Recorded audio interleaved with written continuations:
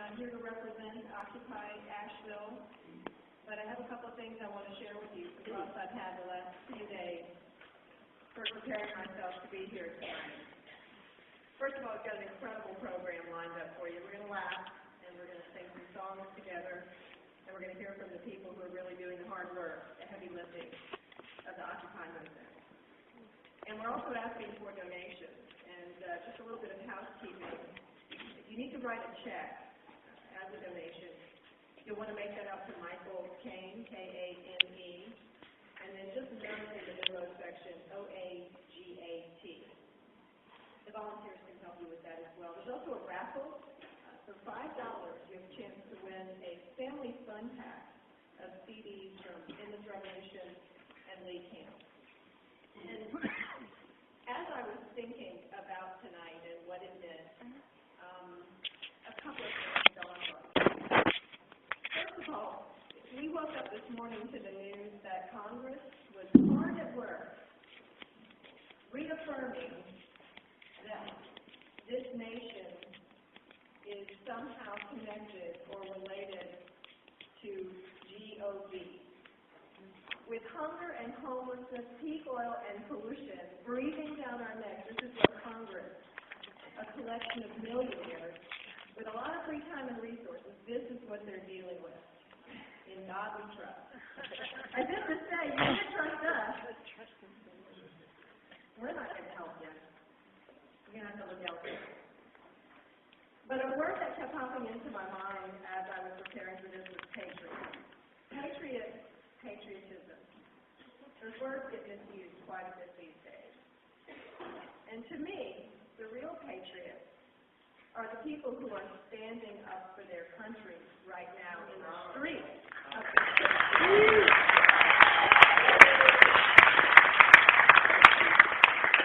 Fox News would like you to believe that the Occupy movement is about tearing down America, but it's not. It's about restoring American values. It's about restoring the founding values of this nation. It's about going back, hearkening back to the words of men like Thomas Paine.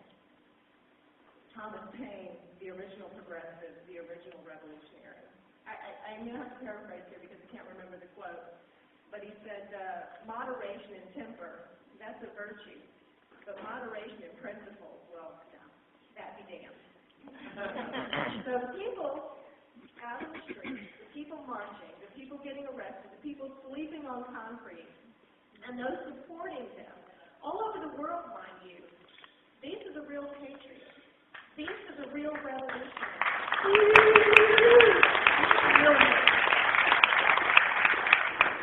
And so now our program begins, and I'd like to introduce Ross Burnham and Jerry Littlejohn.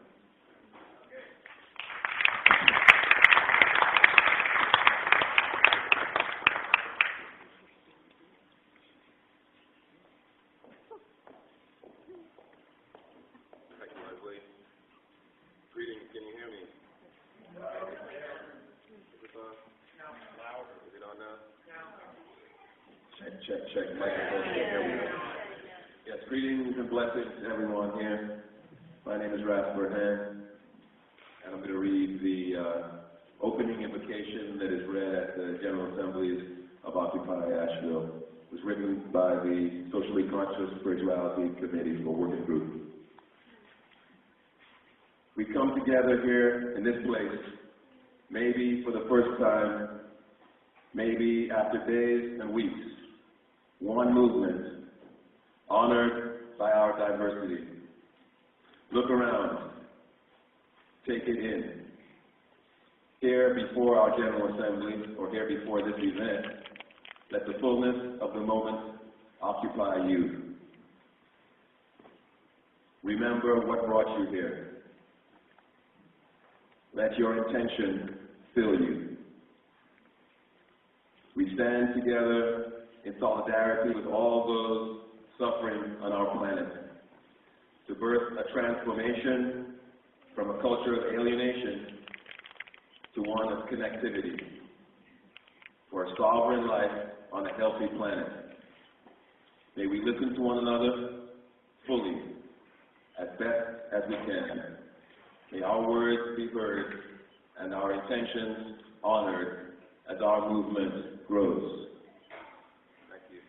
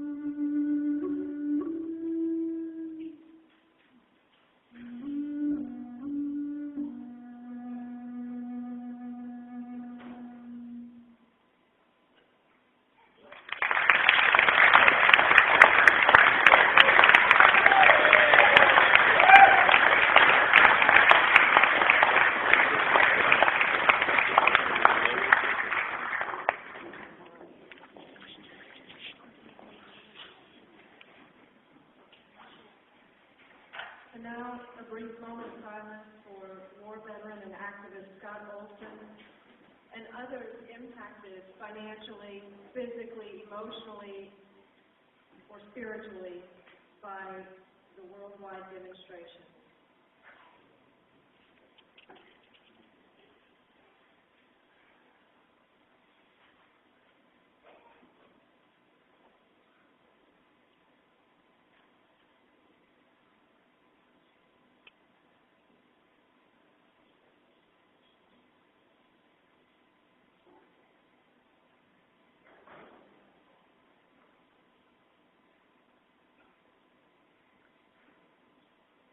Now you're going to hear from a series of people. I think you'll be incredibly touched by what they have to share with you. They're going to introduce themselves, but I got to meet one of the young women backstage. you'll recognize her. She's the youngest of the people you'll hear from today. And she's the kind of person who gives me hope for this world's future. But I want you to welcome all of our speakers and performers now to the stage. The mic needs to go.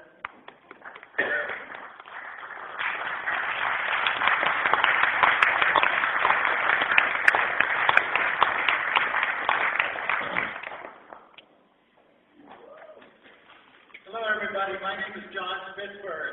I'm the president of the Veterans for Peace, Chapter 099 of Asheville.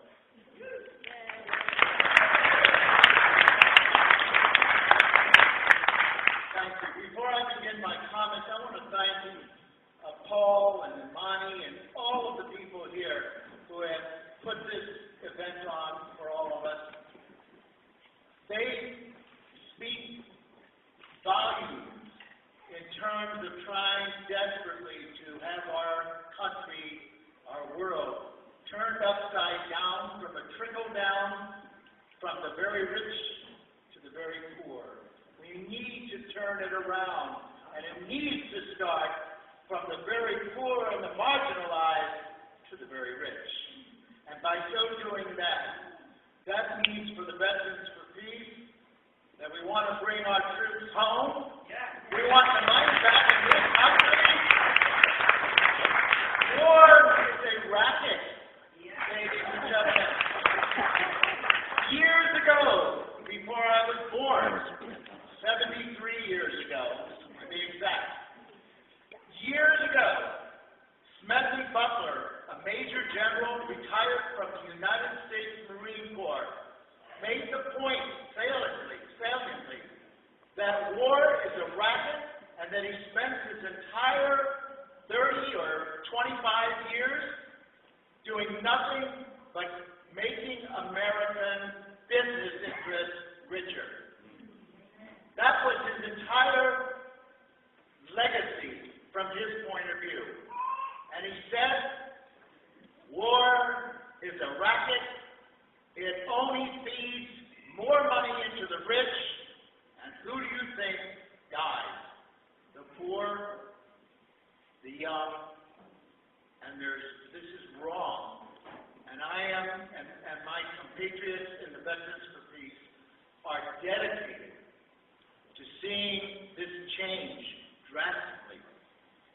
I just returned from Washington, D.C. We had on Freedom Square, well, we still do, 40-some tents. I had the honor of sharing a tent with two gentlemen who didn't snore, and we slept on the pavement at Freedom Plaza, and we talked about our lives. One of them, ladies and gentlemen, was a full colonel from the Army who had been airborne, I believe a Ranger, had spent many, many years in the service, and he came of age, and he decided this was wrong. So he is now a committed revolutionary. Absolutely. I spent some time in Washington at something that some of you may have heard about, read about. There was a trial for 19 men and women who chose to violate the park police when they stayed in front of the White House and refused to move. In the trial, there were many people who acted in their own defense and pro se, and what they said in effect was, if the park police were not going to arrest hundreds of people who came out to the White House when Osama bin Laden was murdered, why are you putting us on trial for the same thing that we are standing for our rights, our Bill of Rights, the right to have freedom of speech? And so these 19 people out of 119, roughly, decided to go on trial. I wish I could tell you that the judge dismissed all charges. That was not to happen.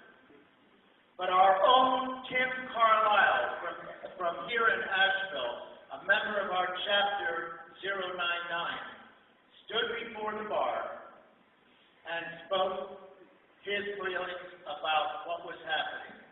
The judge ended the trial by assigning each person $100 for court costs and $50 for being guilty of having not done what the park police said. For having courage. For having courage is right. And I was so pleased.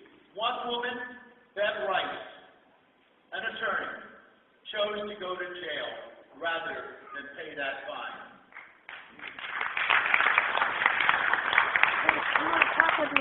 Let me end by saying to you that we welcome all of you to our vigil every Tuesday night, and it's been going on forever.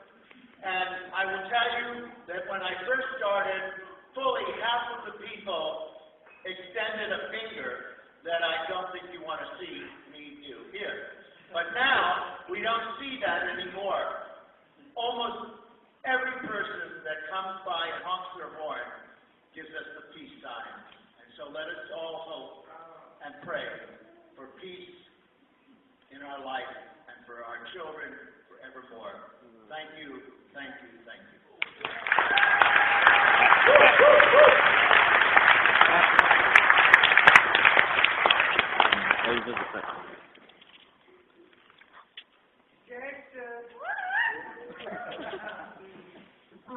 My name is Tasha Ray, and I'm going to be performing a poem again. All the bitches and glitches and witches hurt. All the corporations against nations and shitty quotations. All the starvation hurt. All the money and the sweet baby honeys that don't fill their tummies hurt. All the quote-unquote luck, all the running ducks, all the who gives a fuck hurt. All the cussing a young kid's arm, all the harm, all the hatred farm hurt. All the bombs and lost songs, children without moms, people that cry and long hurt. All the don't be sad pills, and all the deaths in murderous military kills. The disease-ridden ill hurt. All the people feeling small, all the ones who want to fall, the people who can always call hurt. All the misled little girls, the ones who gag and hurl just to look like models, who straighten and curl. All the war-fed little boys with harmless gun toys, who wind up with PTSD from killing boys. All the bitches and glitches and witches are piercing stitches in children's wishes, and it hurts.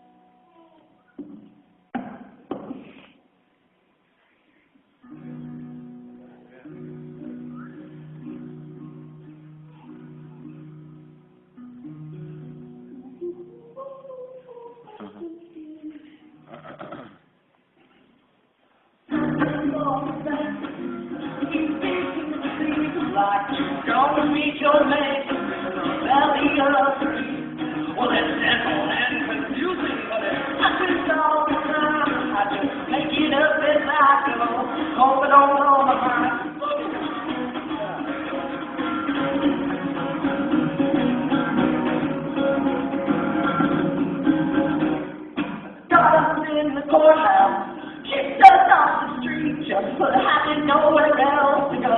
How do you know? Well, I find it quite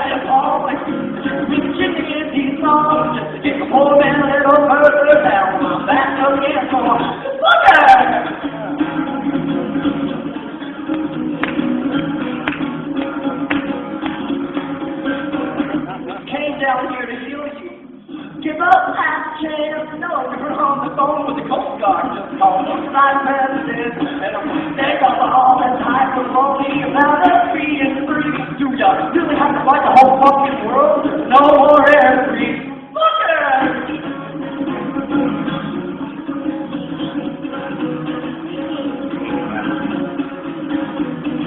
53% of the national budget is spent on military. It wasn't good. 1% spent on social programs.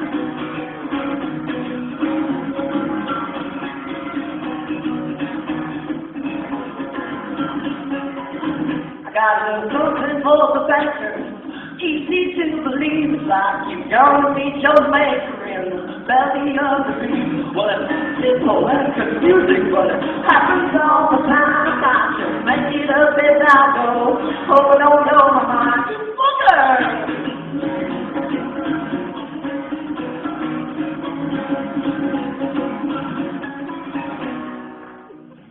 Got us in the courthouse, kicked us off the street, just for having nowhere else to go, not even up to eat. And I find it quite appalling, as you engineer these laws, just keep moving a little further down, and I'm back against the wall.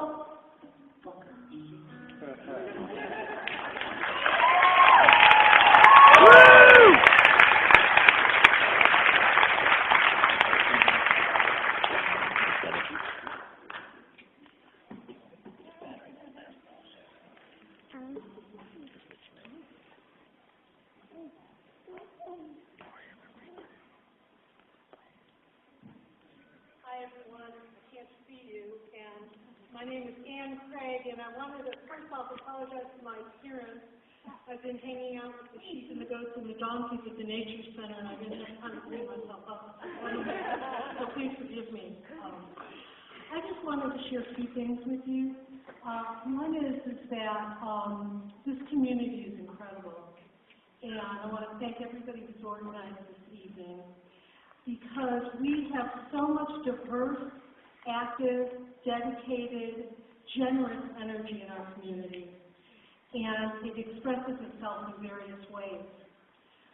One way is that Asheville Women in Black have been occupying public space on Friday evenings for 10 years. We'll be celebrating, not celebrating, but observing our 10-year anniversary of vigiling against violence and for peace and justice this Friday evening, 5 to 6 at the Vance Monument. We welcome all people who can observe the signs, respect the space. We ask you to wear black just that day, and we would ask that particularly women join us, and if men are so inclined, that they would stand in silence behind us. The other thing I want to say is that I've been working with an affinity group of the Occupy Asheville movement, and we are organizing this Saturday at Pritchard Park from 1 to 3, Move Your Money Day. Some people are calling it Change Your Bank Day, or I forget the name of the other name of it. Bank transfer. Right, Bank Transfer Day.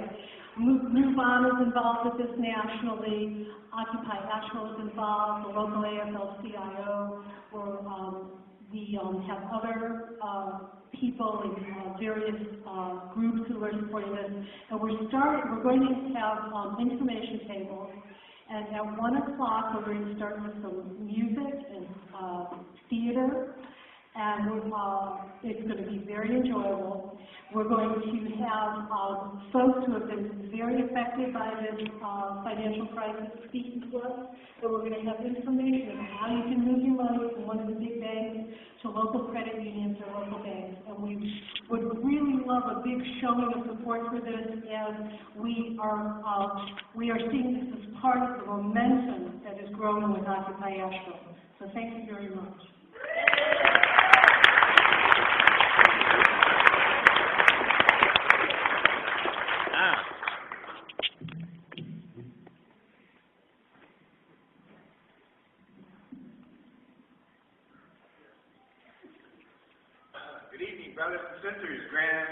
parents and children. My name is Scott Owen, and I have a little something here I wrote. On September 17th of this year, a group of about 24 mostly young citizens and college students arrived at Zuccotti Park in New York City, and they declared that they were not going to leave the park until some attention had been given to their list of grievances, a classic case of citizens assembling and exercising their First Amendment rights. Their grievances were so true and to the point, and their target of responsibility being laid to the decision makers of the elite 1% of this country was so accurately drawn that this little group of concerned citizens were able to reach the ears of thousands of supporters around the country and around the world with their important truths and concerns. And now, 46 days later, the world has been awakened and millions of people have begun to believe that there is a new hope for a better world and a much better way for us to be doing things at this time. There are now occupations in well over 1,000 cities and towns around the world. It's no secret, and it's easily proved by the millions of conversations that we've all had and been involved in, that our country has been seriously harmed and that our government has been somehow hijacked. It's not the shining light of righteous governance that we were all taught that it should be. Instead of a country united for the good of all humankind, we've become a nation of anxiety-filled worriers, waiting for the bottom to fall out of what we all know is an unsustainable existence. Well, enough of that. Let's get out of that. Let's get happy. Let's be proud of ourselves. Let's regain the hope and ambition that we were taught to have by our parents, by our schools and our books, our movies, our monuments, our statues, and our decorations. Let's be what we were meant to be, the children of our great ancestors and the parents of our beautiful children. Let's do this. We have the accumulated wisdom of ages, the example of all the courageous and willing women and men who have come before us, and yet they even gave their lives so that we could inhabit the planet at this time. I've heard it said so many times and by so many people that something was coming, that something was near. People spoke seriously and in quiet tones because we all knew that this was true, and the excitement of that dream has been intoxicating in its possibilities. This awesome time has arrived. It came unexpectedly as we knew it would. It came catching us off guard as we knew it would, calling us to unusual demands, ideas, and actions as we knew it would, but this time has arrived. The history that we make now and the challenges that we will overcome, they will be made by the ones who rise to this occasion, and that's you. There will not be much goodness coming for those who don't act. There won't be any help for those who won't lend a hand, and there will be little achievement credited to those who don't work. The success of this movement lies with you and me, and I am very confident of my friends, and I'm very optimistic for the occupation. This is a wonderful opportunity to be something new and special, to rise to the level of our best selves, to put into use all the great intellectual and spiritual knowledge that we've been accumulating for years now. We are brilliant, peaceful, loving people, and we know what's wrong and we know how to fix it. We've been sitting on the edge of our seats waiting for this chance to come together as brothers and sisters from everywhere and from all over. We have our love, we have our peace, we have our intelligence, our insight, our foresight, our compassion, and our charity, and we can fix this. Do not leave this to your children. This is for us to deal with. Do not allow yourself to be villainized by the press, the government, by the right, or by the left. We are the ones who are coming to the rescue of the hopes and possibilities of the human race. Let's put on a beautiful face and walk out of here knowing that we are the ones who are being allowed to walk towards our true and glorious destiny. We are allowed by all that is good in this world, and we have the permission and blessings of our ancestors and all the other life that's on this planet. We must be allowed to occupy this planet. Have a great evening tonight, and everyone remember, tomorrow night there is a ritual at 7 o'clock across the street with Ann Condon in honor of Scott Olson, who is shot down and seriously wounded in Oakland. It's an honor of the occupation movement here and around the world, and I look forward to seeing you there tomorrow night. Thank you very much.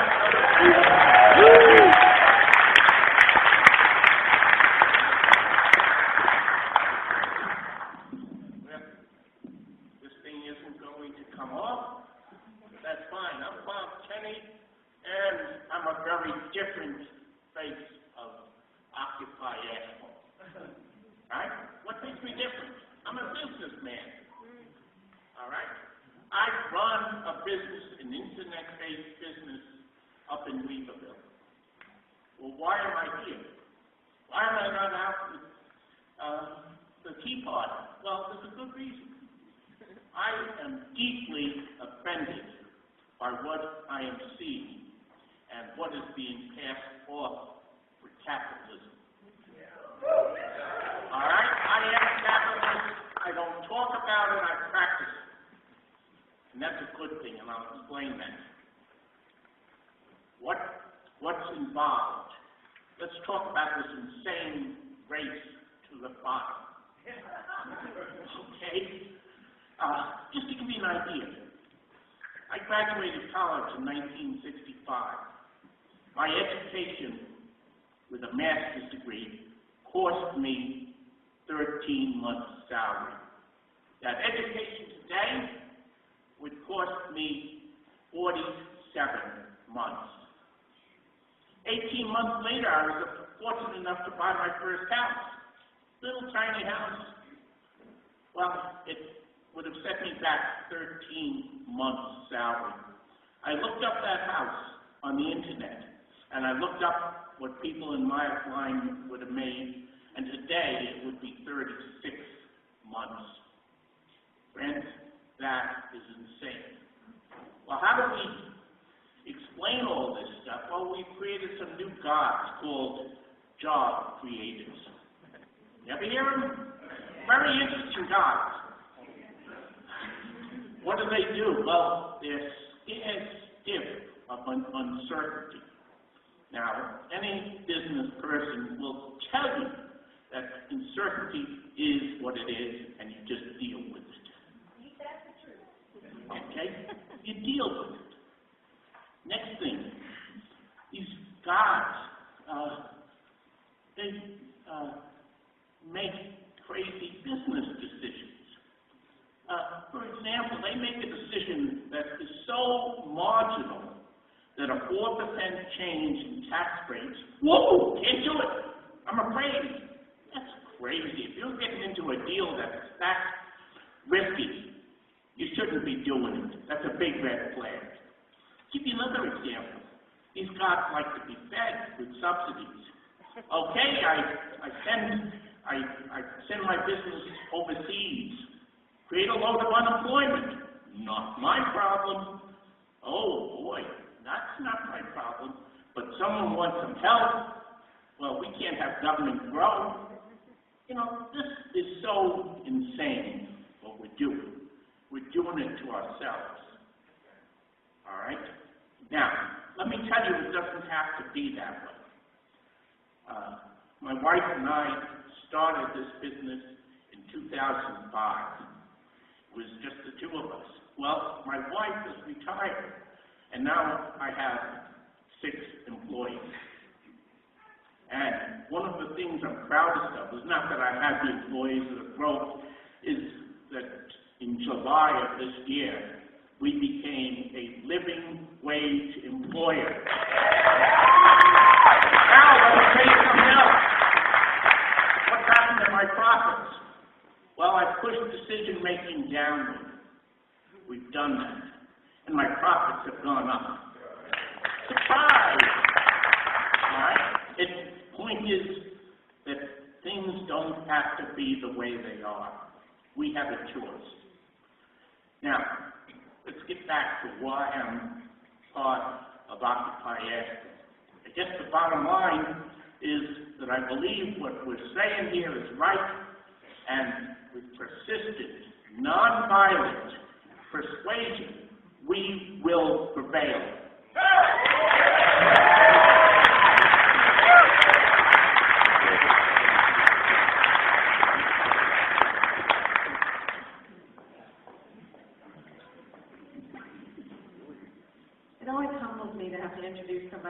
whole lot of talent, and so I'm going to keep this really short and sweet. But I walked into the dressing room backstage, and I met this sweet, polite, baby-faced, angelic-looking man. And it turns out he's one of the edgiest political satirists of our time. In fact, his performance has been endorsed by Kelly Carlin, who grew up, of course, the daughter of George Carlin. So give a really warm Asheville welcome to Lee Camp.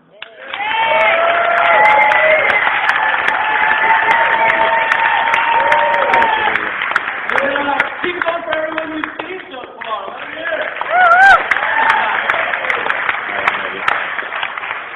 It is a huge pleasure to be here. I was at Occupy Wall Street on day one, and the energy was amazing. And since then I've performed at Occupy Ohio University, and Occupy DC, and Occupy Montreal, and the energy and it's unbelievable. It's amazing to see it happening all over. In Montreal, I couldn't understand a word of the entire show.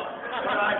2 hours straight, not a word of English. They introduced me in French, and it was the warmest reception I've ever seen. It was amazing. These people are amazing. You guys are amazing. Give this whole event a round of applause. One more time.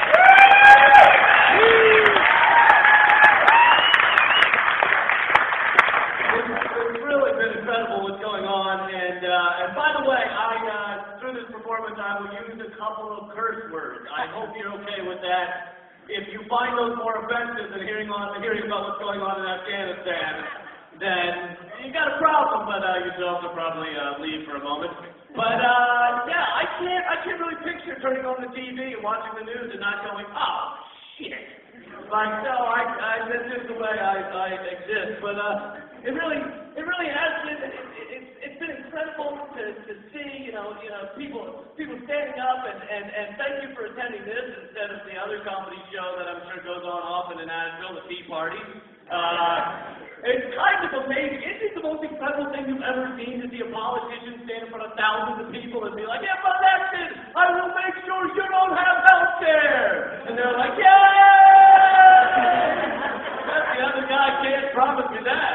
I mean, look, bullshit and propaganda are everywhere around the world, all right? They're everywhere. But there's certain areas of people that are so good at believing this shit. There's certain areas that still believe Saddam Hussein caused 9/11 and President Obama was actually a Kenyan and President Bush was actually elected. Crazy stuff, and it's absolutely amazing that they would back what's going on, and we never even got anyone to blame for the collapse in 2008. People should have been set on fire in Times Square in 2008. I don't even know who to blame. For a while I blamed Bush and Cheney because they're evil, and then I blamed the Democrats because they're spineless, and then for a while I blamed David Hasselhoff. That was a weird time for me, really. But those people that caused the collapse turned out richer than they've ever been, and they're going after, the teachers' benefits and shit. Like, teachers are heroes! Teachers are heroes! Right? Teachers are heroes! They deal with those little shitheads all day long! And they get paid like from the guy at the zoo and try to make sure the hippos fuck. Really? Teachers and unions going after collective bargaining. Let's not forget what unions are responsible for. Little forgettable things like the weekend and retirement with dignity and getting kids out of the workplace.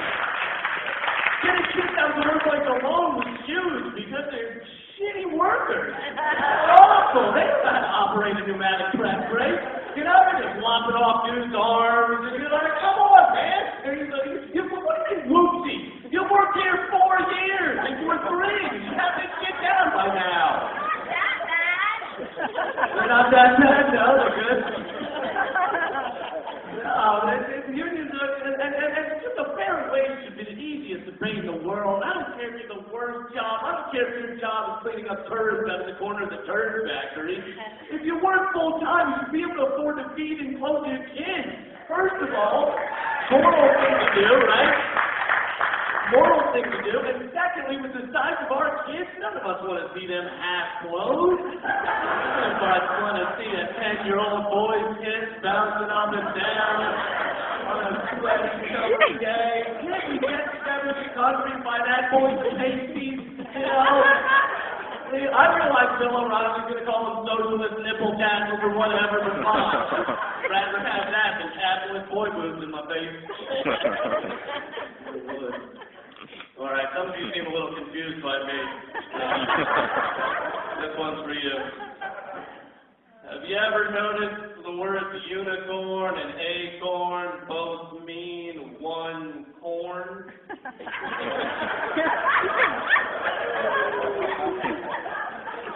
Okay, we're all back together? All right, good. Gonna keep you up later tonight. But so that's why this Occupy movement's so important, you know? It's finally people my generation standing, we don't stand up for a goddamn thing, you know? Until now, none of us were marching to end war and end health care, but they run out of iPads at the store, and then we'll throw a brick through a window. Run out of tickets to Hangover 2 and we'll flip a police car. You know, but finally we're standing up, and they were right? That was how the media criticized it. They go, oh, it's young people down there. Well, who the hell else do you think has to sit around in this shitstorm for the next 70 years? Really? Who has to sit around drinking the tainted water, eating the mutated fish, watching the fetid reality shit on TV that's creating a nation of malignant imagination? You know, who do you think has to sit in this fetid fast water, twiddling our thumbs and flicking our ding-dongs, going, hey, remember back when we could have done something about this? We should have, done something about that.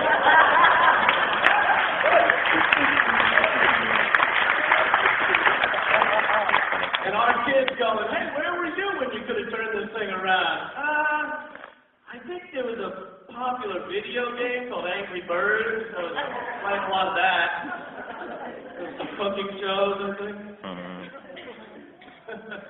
So, you know, and the people, it's so brave to deal with what's going on at these Occupy movements, you know, the shit that goes down, police at Occupy Wall Street arresting people for talking through a blow of a bullhorn or drawing with chalk on the sidewalk. You know, there's got to be a little voice in the back of their head thinking, hey, maybe I should be arresting the bankers and the economic rapers who have destroyed our society. Rather than arresting the girl with the henna tattoo who's writing on the sidewalk, less money for smart bombs and more money for smart kids. You know, there's got to be a little voice in the back of his head going, hey, you know, I just pawned my grandmother's wedding ring so that I could afford daycare, so my wife could get a second job, so we can afford my father's Alzheimer's medicine. Maybe I shouldn't be beating up the kids trying to save the world with arts and crafts.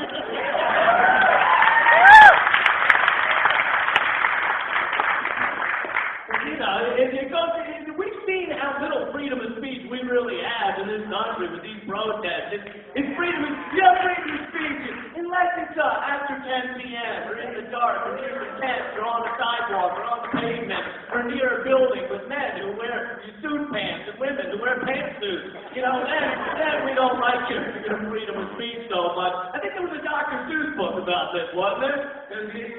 You cannot have it in the dark, you cannot have it in Ducati Park. You cannot have it with some geese, you cannot have it according to the Oakland police. Freedom of speech be damned, Uncle Sam, I am.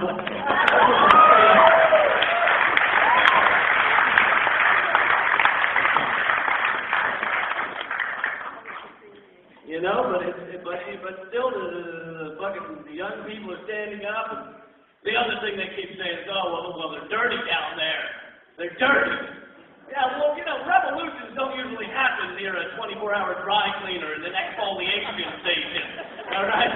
These things are dirty and messy and gritty. They don't usually happen in a living room over wine and cheese with your shoes off, so it's not defying the carpet or the labradoodle. No, it's not really. I think everything noble and impassioned and brilliant that's ever happened in this country has happened while dirty.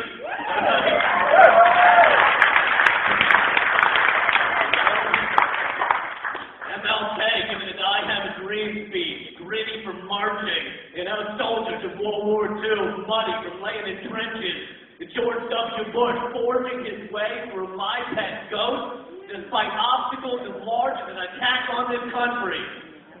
Communist block web. It's a messy process, but and this goes to show something about our media too. The New York Times ran a lefty New York Times ran a large article about how Occupy Wall Street was wreaking havoc on area restrooms. They're more concerned with the harm done to area bathrooms than they are with the harm done to the American people by Wall Street titans who make Charlie Sheen's Mortal Compass look like that of Harriet Tubman.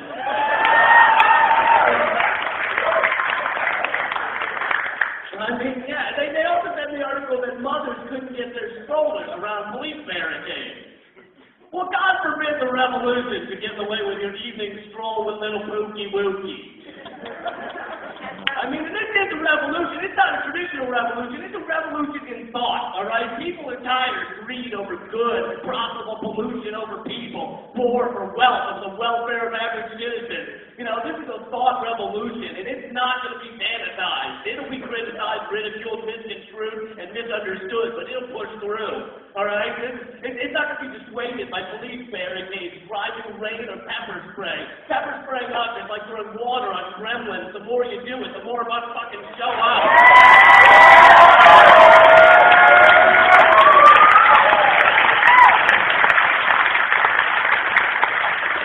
The revolution will not be tidy. The revolution will not fit with your Pilates schedule. All right? The revolution will not wait until after your hair appointment, your dinner party, your tummy tuck, or kitty tilt. Okay? The revolution will not be televised as Gil Scott Heron told us, but it will be digitized and posted on YouTube, Facebook, Twitter, and anywhere real ideas are told. You know? You might have to wait through a couple of requests for Farm Bill first, but you'll find it. It's in there.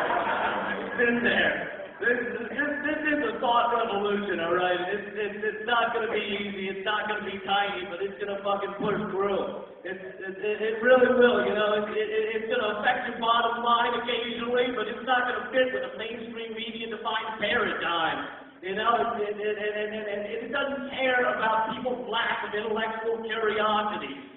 The revolution's going to come whether you give two shits about it or not, so pick a fucking side, you know?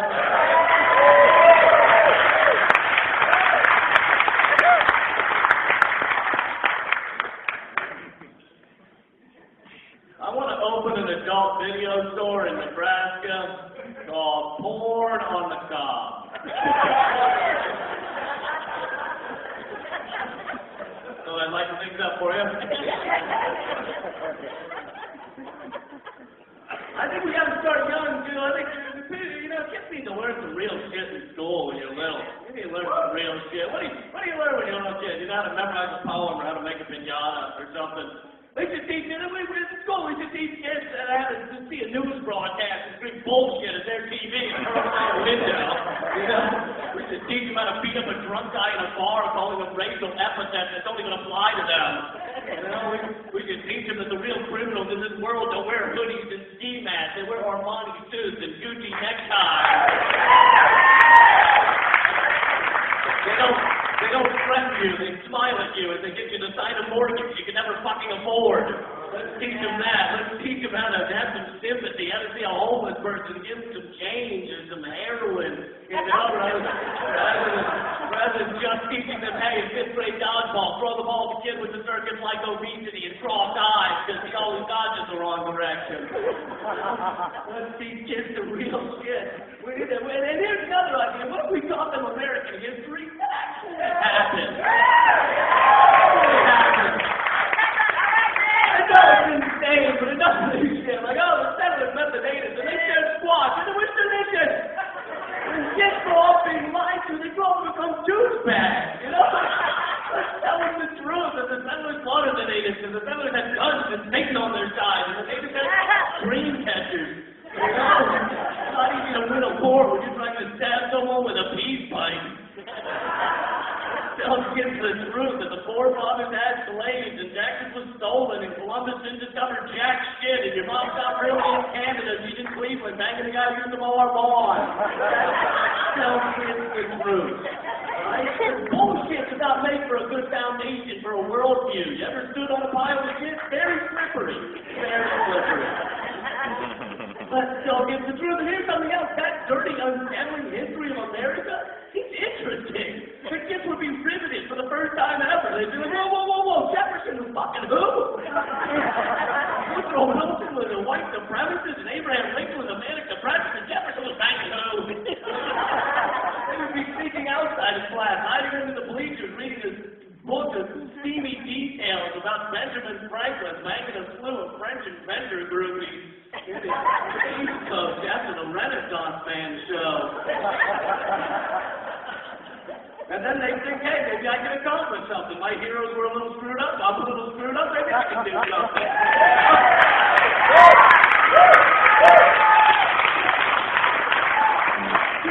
Maybe I can land somewhere with 20 million inhabitants and say I discovered it.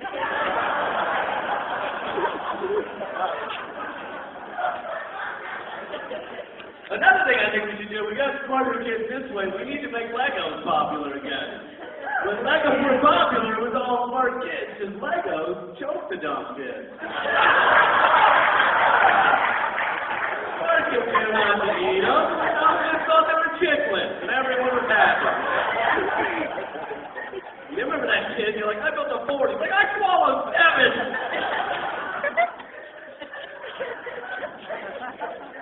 And we'd have smart kids.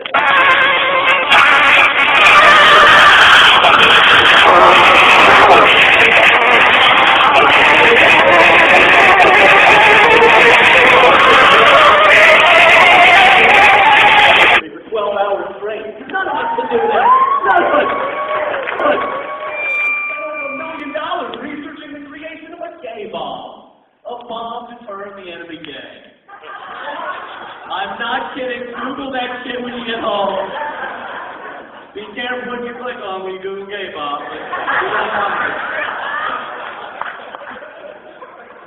But they did, which just was a basic misunderstanding of homosexuality to begin with, is that you're born gay. I don't think you just smell some chemicals and turn gay. Oh, what is that, strawberries and cream? Oh, I just a penis. Absolutely insane. And you know, the tear gas canisters fired on the Egyptian people during their protest actually made America across them. Which pisses me off. Nothing's made in America. They get the American shit, you know? Our American flags are made in China. You know, America's #1 t-shirt was made in Bangladesh. Honey Montag was made in India. Parts of her.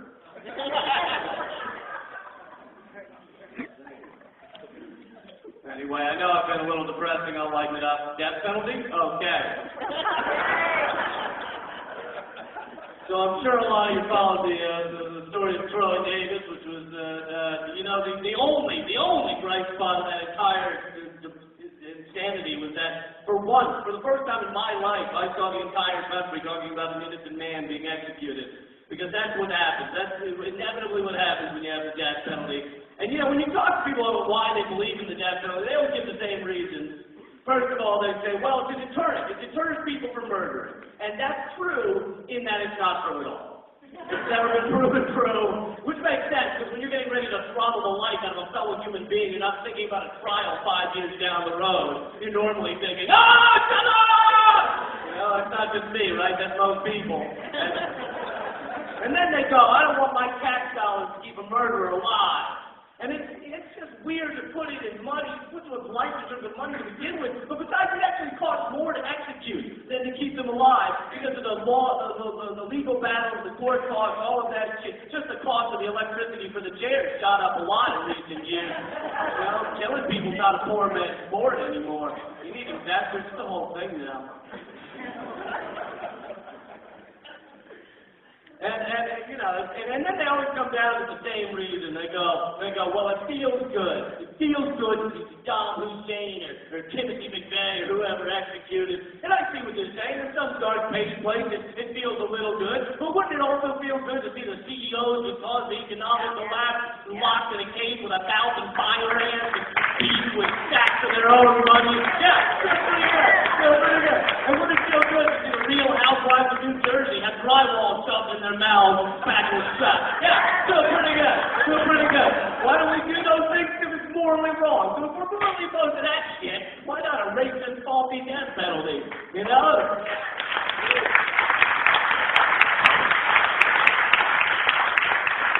And I didn't even get to the racist part. They've done studies, and the number one determinant in equal trials of whether the guy gets the death penalty, race of the victim. Race of the victim. So you kill a black person, no big deal. You kill a white person, you have harmed society. So that means you could, pummel Nelson Mandela or Oprah to death with a tennis shoe and serve 5 to 10. But if you touch a hair on the head of Screech from Saved by the Bell, we are going to hang you upside down and force you to watch reruns of Saved by the Bell till your head explodes. I think the reason that people are for the death penalty is because they changed the name. It's not the death penalty anymore, right? It's capital punishment. Capital. That's like a 1930 term for wonderful. This punishment is capital. This is like capital punishment. Did you see that guy die? It went swimmingly. Oh, this is a razzmatazz. And most of the people that are for the death penalty also pro-life, which is an interesting dynamic. They're like, no, it's a human, don't kill it. Let's wait to see how it turns out first. See if the after-school program works. If not, we'll just whack it. That's not pro-life, that's just procrastinating.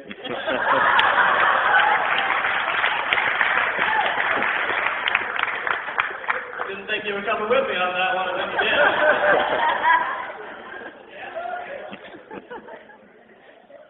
Now we say if you catch on fire, stop, drop, and roll. I think the stop part of those instructions is unnecessary.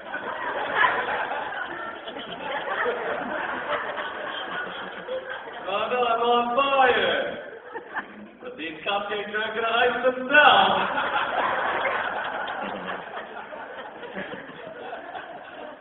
Could this Apple Theater explain it to this Apple Theater?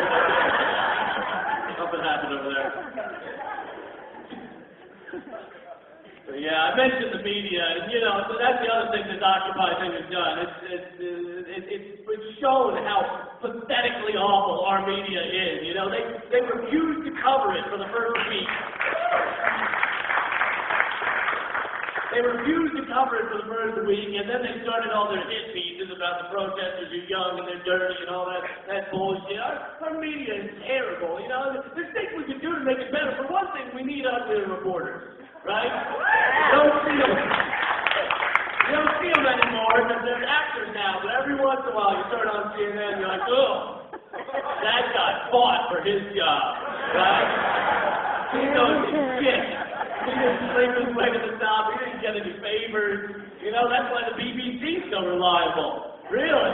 You ever watch British news? Oh my God, that group of mongoloid walruses they have on there. Journalistic geniuses, But what do we get? We get this douche squad of square-jawed dickheads and bright-eyed bimbos who didn't make the cut on the American Idol audition. So now they're reading the results of the G8 summit to the entire country, even though they clearly didn't G8 the vitamins. That's what we get. We need ugly reporters, and we need because all they need now is fear and celebrity. Fear and celebrity. Every time you turn it, because that's what gets ratings. Every time you turn it on, it's like Anthrax, the Unabomber, Anti-Bomber, Two-Bomber, Pirate, fucking Pirate. What's that, Vikings gonna come running over the hills? Severe diseases, and mad cow disease, and moderately pissed off cow disease, and restless leg syndrome, and psoriasis, tuberculosis, Miley Cyrus, and endless. It used to be we had one thing to be afraid of. They keep you afraid, they keep you in line. That's how it works. It used to be we had one thing. I wasn't alive during most of it, but it was just communists every day of the week. Commies. And you knew what to do. If the commies come, you get under your desk. That was all you needed. So now it's like weird shit. Now it's like don't eat lettuce, because 73 years from now you might come down with spina bifida. And don't use hair gel, because hair gel causes hemorrhoids, and your hemorrhoid cream causes diabetes, and your diabetes medicine causes bad hair. So use more hair gel.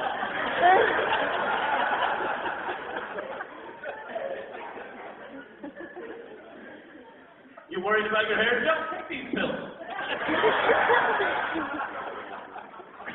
Oh,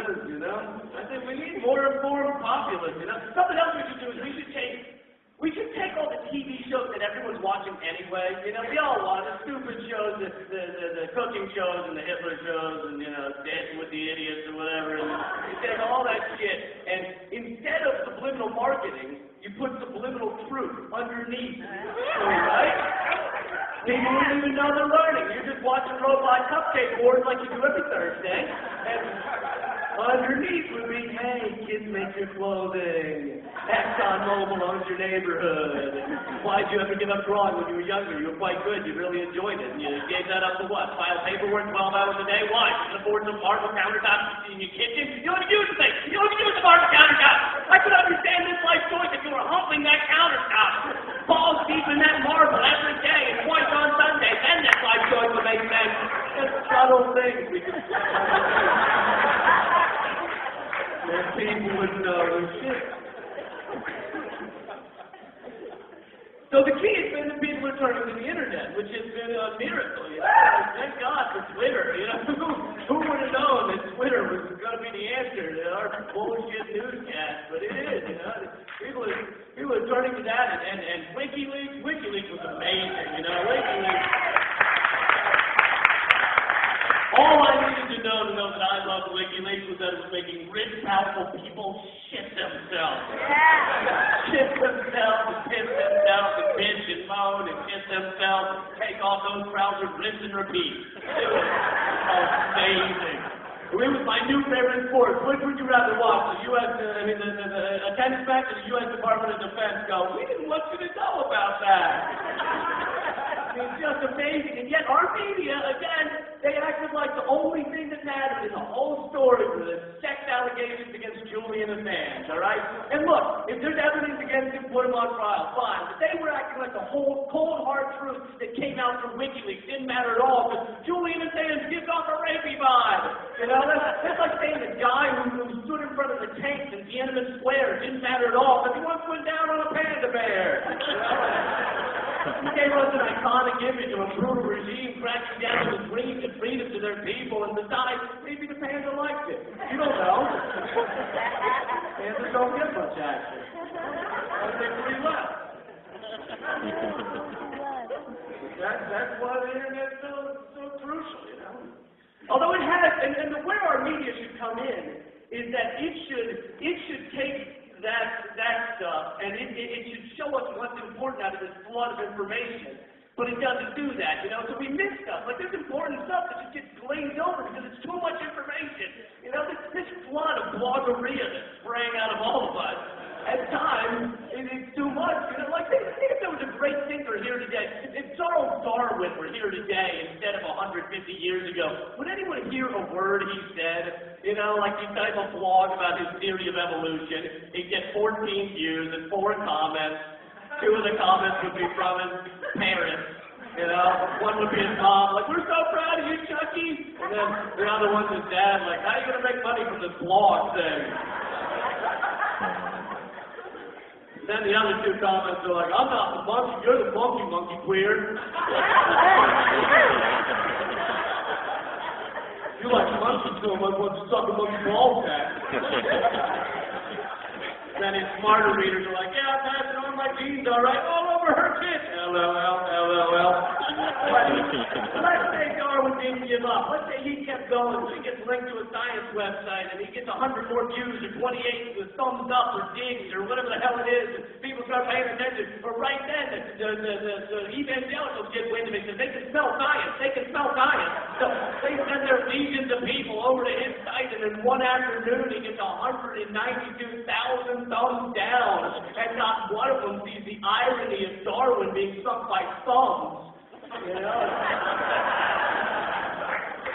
And yet he still keeps going. He got this theory of evolution down to 140 characters for Twitter. Little tweet-like nano drive on the origins of mankind. And people start reading, start getting the buzz, but right then the naked photos of Justin Bieber come out.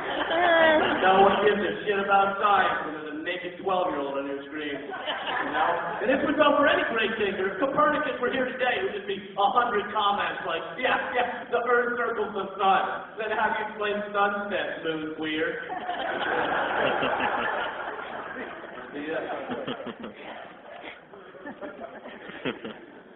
The only reason we wrap presents is for that 1 second of surprise. Couldn't we get the same effect by just throwing the gift at the person? And then they'd be surprised even if they knew what you were giving them. I feel like I knew you were giving me a clock radio, but not that speed. Yeah, I gotta get out of here in a minute, but I just think we, the Occupy is the beginning of the fight back, and it is the beginning. It's not gonna be easy.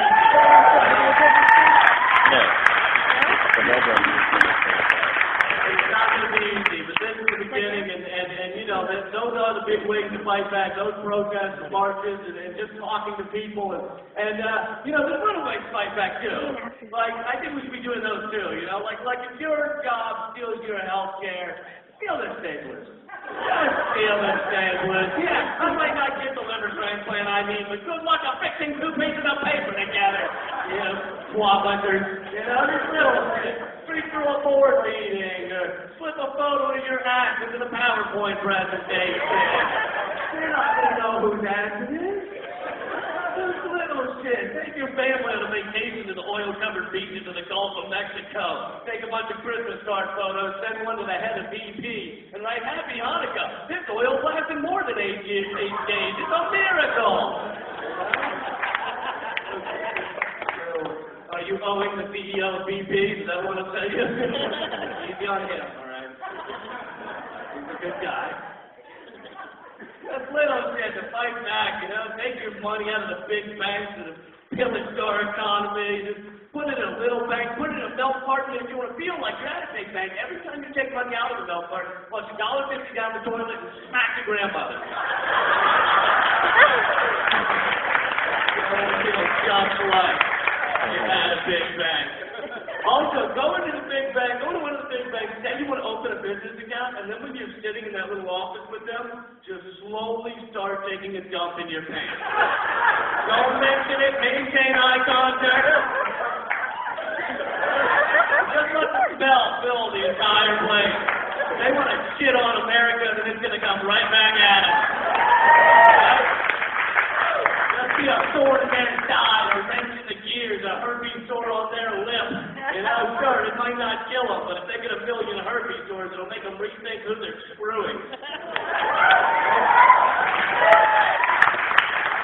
I'm going to get out of here, but as I mentioned at the beginning, there is a raffle that gives you if you win, it gets a free, my album, my comedy album, free signed copy of my comedy album, which has mostly material you did not hear here tonight, and then it's also a free album from Emma's Revolution. So, before I leave the stage, if you want to get rid of me, I want to see 5 people raise their hand that they're going to buy a $5 raffle ticket. Come on. 1, 2, 3, 4. All right, cool. They're paying attention. They're going to come to you. They're going to get you $25 for the raffle. And those albums, my comedy albums are also for sale on your way out there. $10 on MP3. Those ones are, but you can win the real one. It's only $10, and I'm going to donate the proceeds to Occupy Asheville. And thank you guys. You're wonderful.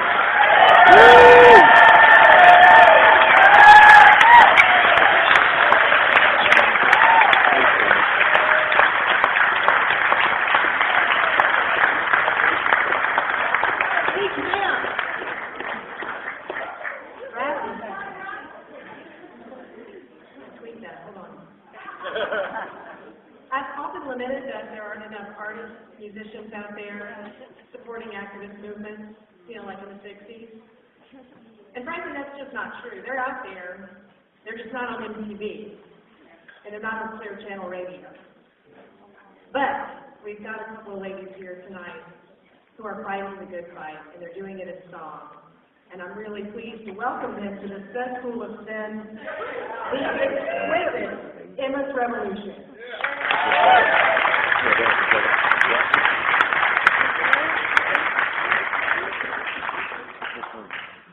Thanks so much.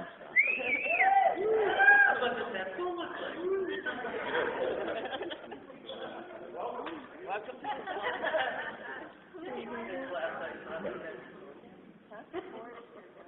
Thank you for that warm welcome. Catch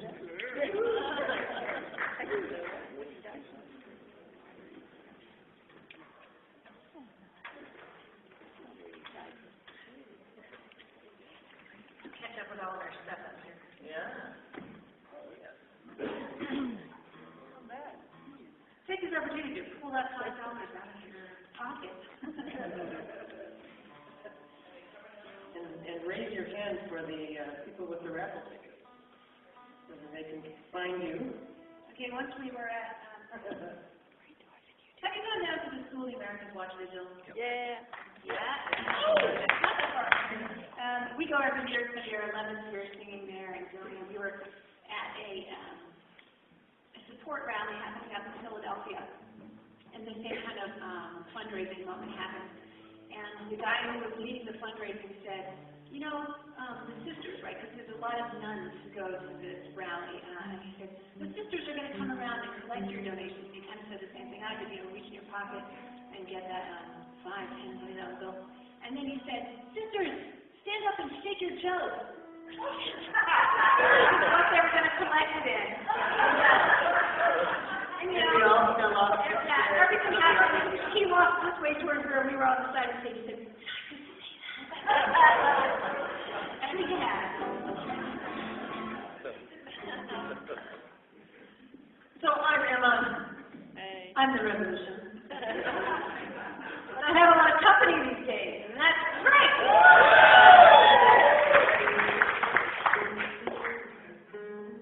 We bring greetings from Washington, D.C. area. Yeah, kind of a mixed bag. The neighbors. They change all the time. You never know what to expect from them. In fact, these neighbors made some big promises. And, you know, some of the folks in D.C., one thing to know about D.C. is sort of a holdover from particular kind of colonialism. They're not a state. They pay taxes just like anybody else in a state. But the license plates say that. And they do have an advocate in Eleanor Holmes Norton, who's a wonderful advocate, yeah. But Eleanor likes advocates from the Philippines, from U.S. Virgin Islands, from Guam, from Puerto Rico.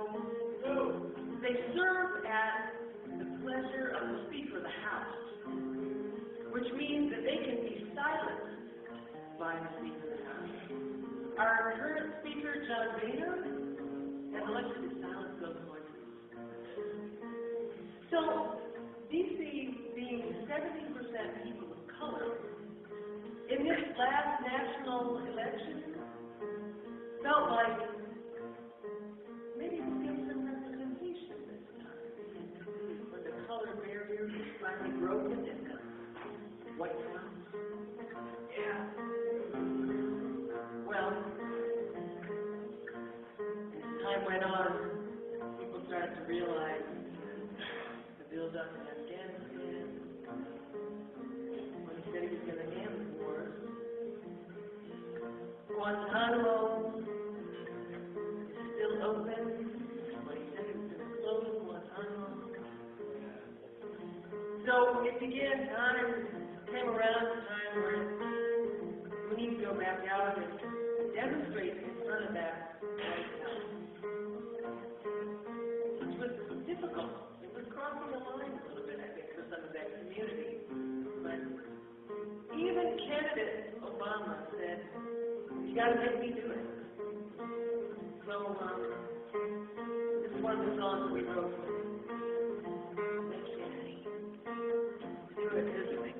The brilliance of that campaign was that he touched on something that we all deeply long for.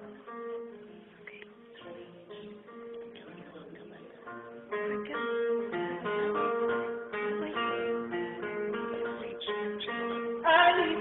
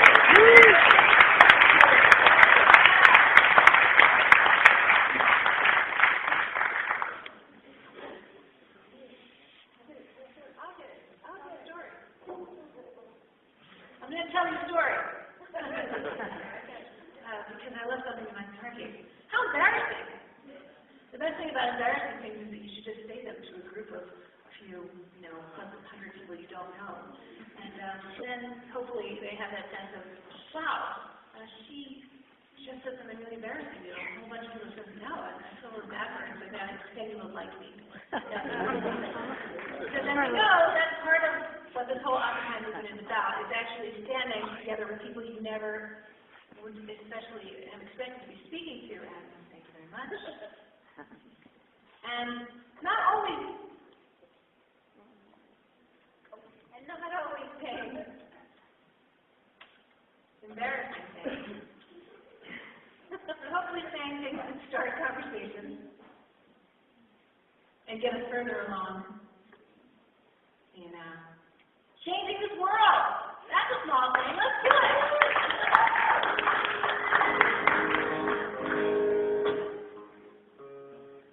So we were, somebody put up a Facebook post that said, the U.S. should invade the U.S. to win the hearts and minds of the people. I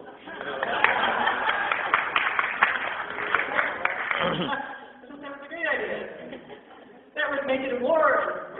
That would mean it would be funded. I seem to be good at it. There was already a table.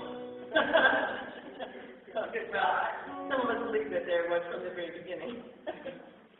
We need to invade it to take it back. I don't know. Who takes it back? That's what I wonder about. You know, a lot of you probably have similar ancestry to mine. I have Cherokee ancestry, so there was this what was it, the 14th Amendment that they were talking about. They wanted to repeal the 14th Amendment. That's right. In Arizona, the 14th Amendment says if you're born here, you're a citizen. They apparently don't like that one, but we disagree, obviously. We thought, well, maybe it would be okay if they made it retroactive. Let's sit on that too.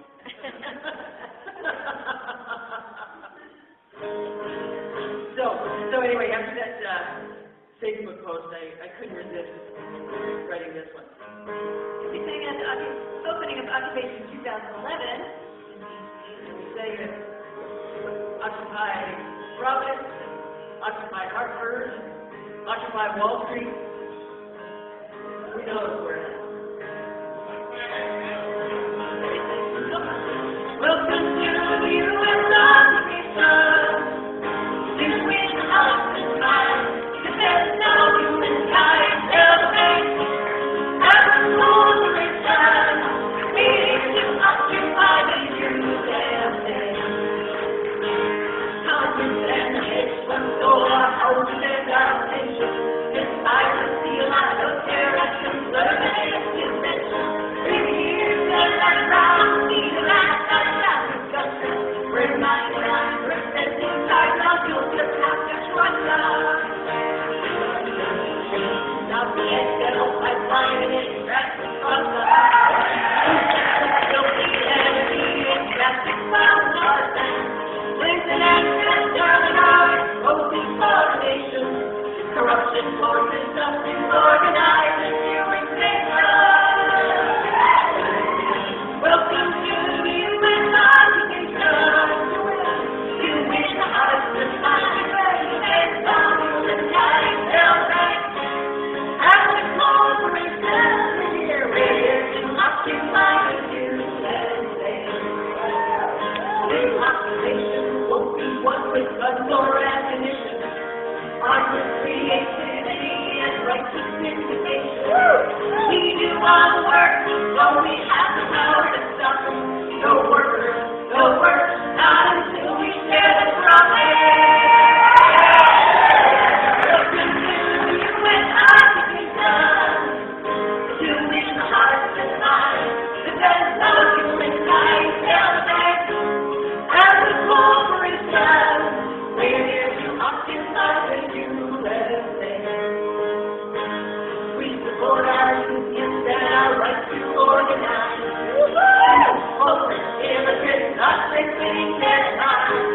We have struggled far too long, now let's see aside. 1% in power, the others are denied. Welcome to the U.S. occupation. To win hearts and minds, defend all humankind, elevate as a corporation. We're here to occupy the USA. Welcome to the U.S. occupation. To win hearts and minds, defend all humankind, elevate as a corporation. We're here to occupy the USA. Occupy the USA. We're here to occupy the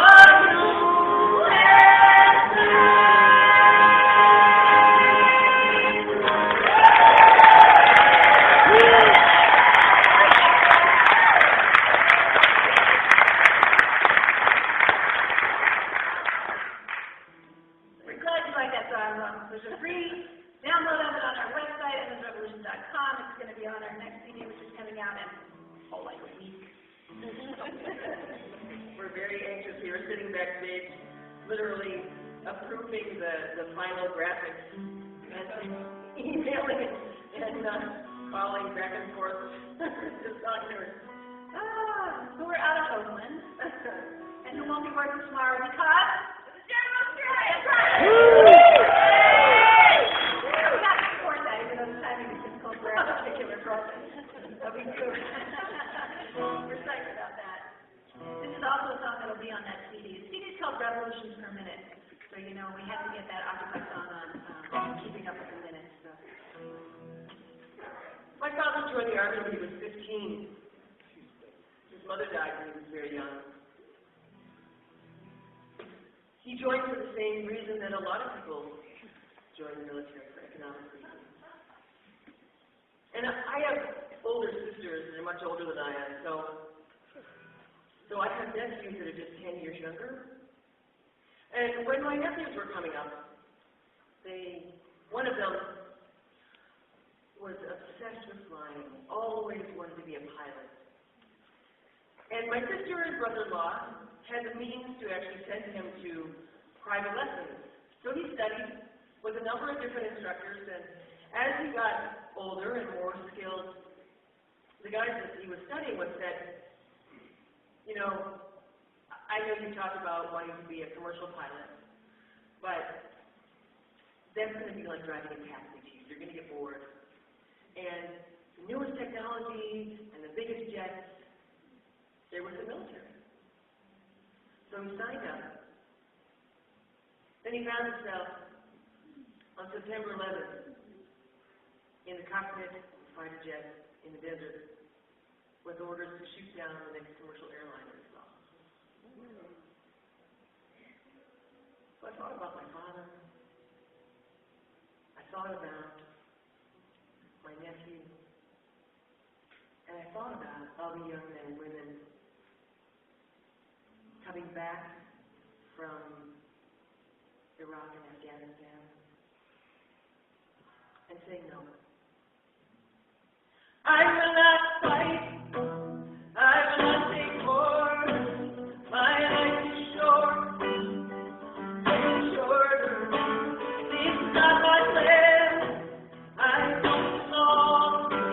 This is not my war. This is not my war.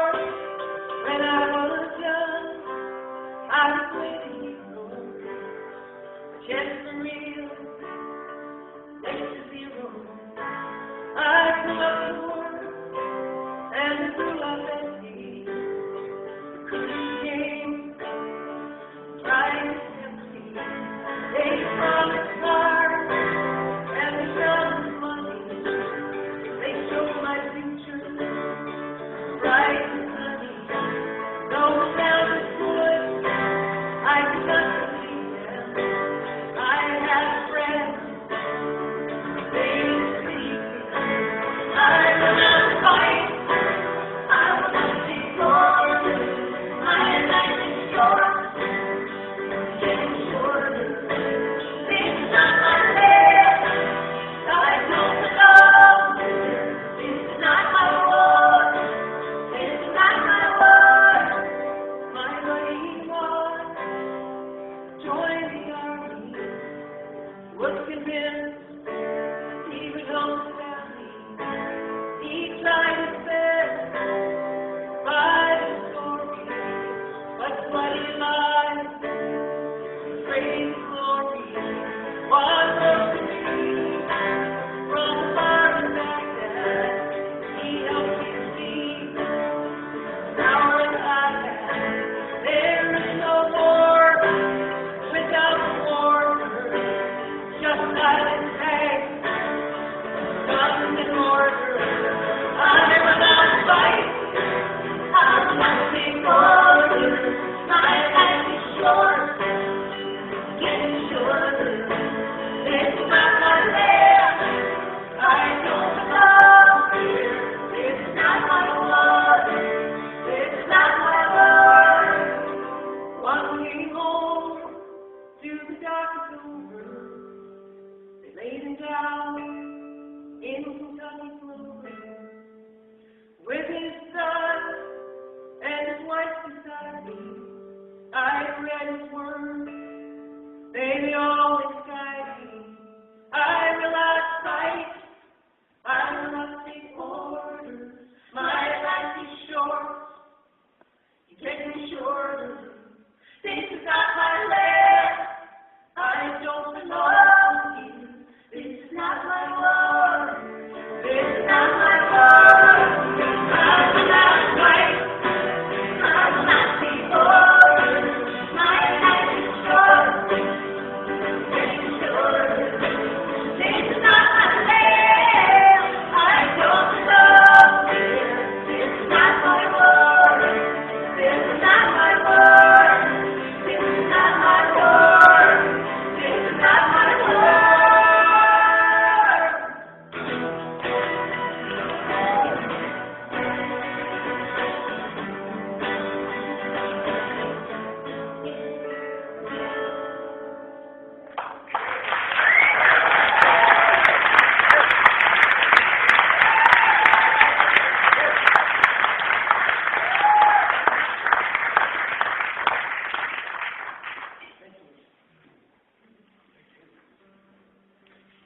And I wrote this next song.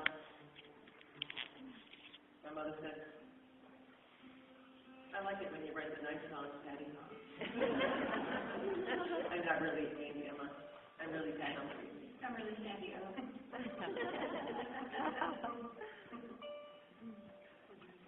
I had no idea what you meant. Now, I have to say, you know, my folks have since passed on, but they were very supportive, especially in those really awkward early days, playing those really skanky places. Dance of the Ten. That's cool. Yeah, thank you. That's a little more qualified, actually. Tips and beer or something horrible. And there were my parents, so I have to say, no matter how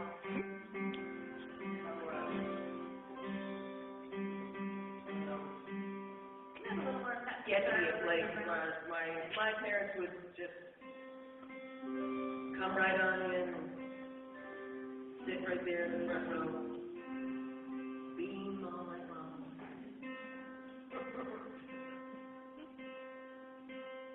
I wrote this song when my friends in the activist community were despairing over the covert wars happening in Central America. At the deinstitutionalization that was going on in the mental health community, where they, on one hand, were saying, oh, these people shouldn't be warehoused, and on the other hand, provided no funding and no support for all those people that they kicked out of institutions. So instantly, over a very short period of time, homelessness tripled. And so did the caseloads of all the people that were already overworked and underpaid. Some of those folks that you saw demonstrating in Madison, Wisconsin. And I wanted to say something encouraging. I realized that I was as strained as they were during that time. But the difference for me is that I always have music to fall back on and to give me that sense of hope and strength. So I looked up at the night sky, and above my head was the Big Dipper. And I've always taken tremendous comfort from that constellation. It's a symbol for so many people. And I just leaned my head back and started singing, and the song came at home.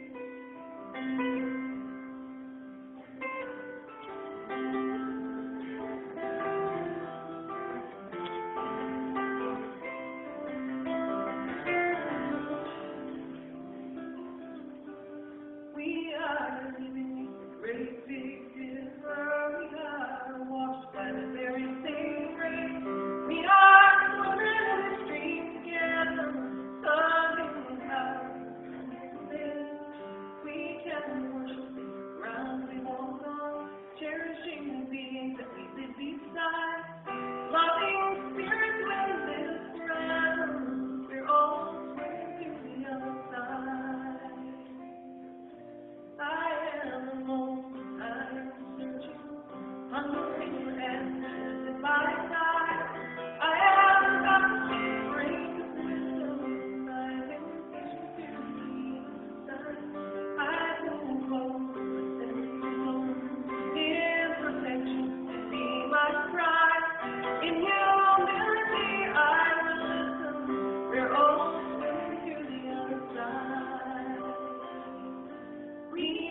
environment brings to